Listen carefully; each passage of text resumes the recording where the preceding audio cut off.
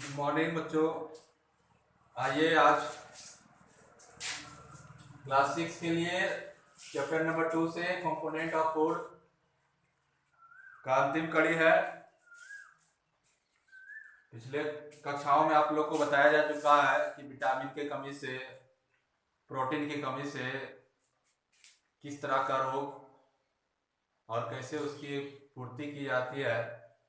तो आज आप लोग के बीच में है खनिज लवण, जिसको मिनरल कहते हैं। इसके कमी से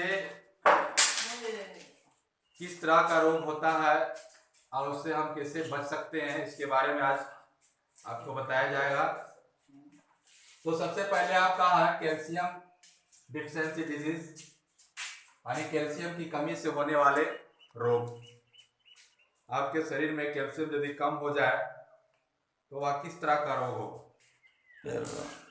हमारे शरीर में कैल्शियम के लगभग जो 99% भाग जो आपका शरीर हड्डी और दांत के निर्माण में लगाते हैं। बाकी जो कैल्शियम होता है वो हृदय और पेशियों के नियमित करता है। कैल्शियम की कमी से आपका क्या होता है कि हृदय का स्पंदन जो होता है वो नियमित नहीं हो पाता है। पेशी खराब, गति ठीक नहीं होता है। पेशियों की जो गति होती है वो अच्छी नहीं होती है। चोट लगने पर अत्यधिक खून का रिसना, ये सब लक्षण है। तो इसे दूर करने के लिए आपको क्या करना होगा कि पर्याप्त मात्रा में कैल्शियम का प्रयोग करना होगा। तो कैल्शियम कैसे लेंगे? आप उस कैल्शियम को प्राप्त करने के लिए दूध, मट्ठा, दही, पत्तेदार सब्जी जैसे में पालक, बंधा गोभी हो गया,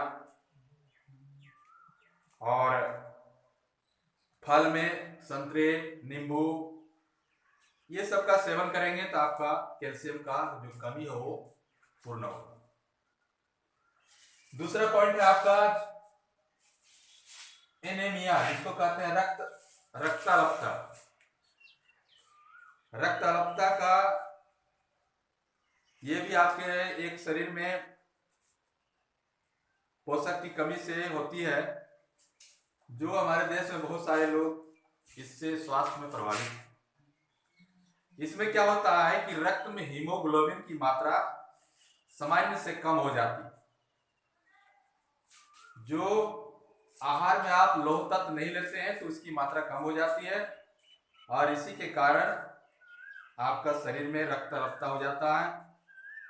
कभी कभी यह बीमारी जो है फोलिक अम्ल जैसे कि विटामिन B12 के कमी से के कारण भी होता है। तो इसे दूर करने के इसका लक्षण क्या है? इसमें आपको क्या होगा कि थकान महसूस करेंगे, जी का मचलना, मेहनत करने पर सांस लेने में कठिनाई, परेशानी, अनिद्रा। अनिद्रा का मतलब होता है नींद नहीं लगना, पसीना का आना, भूख नहीं लगना,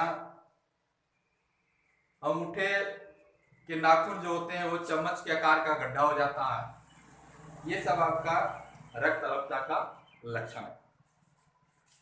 तो इससे बचने के लिए आपको लौह तत्व भरा समृद्ध भोजन को आपको लेना होगा, जैसे हरी पत्तीदार सब्जी। आयरन के लिए सबसे उपयोगी है आपका हरी पत्तीदार सब्जी, और इसमें सबसे अच्छा माना जाता है आपका पालक का साग जो होता है, उसमें अधिक से अधिक मात्रा में मैंने आयरन पाया जाता है। अंतिम आपका है ग्वाइटर, जिसको हम लोग कहते हैं घेंगा। ये क्या होता है कि गले के सामने उभार हो जाता है, यानी गला के सामने फुला हुआ नजर आएगा, उसी को हम लोग कहते हैं घेंगा कहते हैं उसको। ये थायराइड ग्रंथि के कारण से ऐसा होता है। जब थायराइड ग्रंथि आपके गले में कम हो जाता है तो ये थायराइड से बना हुआ है थायराइड ग्रंथि, जो आपके गले में उभार आ जाता है। तो ये आयोडीन की कमी का कारण ऐसा होता है। इससे बचाव के लिए आपको क्या करना होगा कि आयोडीन से भरा युक्त भोजन का प्रयोग करना होगा। ठीक है, पेयजल में सोडियम तथा पोटेशियम आयोडाइड की गोलियां मिला करके आयोडीन तेल का प्रयोग करके हम इसका पूर्ण कर सकते हैं, और जिससे क्या होगा कि हम इस घेंघे बीमारी से बच सकते हैं। तो आज का आपका अंतिम कड़ी था ये चैप्टर नंबर 2 का। इससे संबंधित प्रश्न आपको दिया जाएगा। धन्यवाद।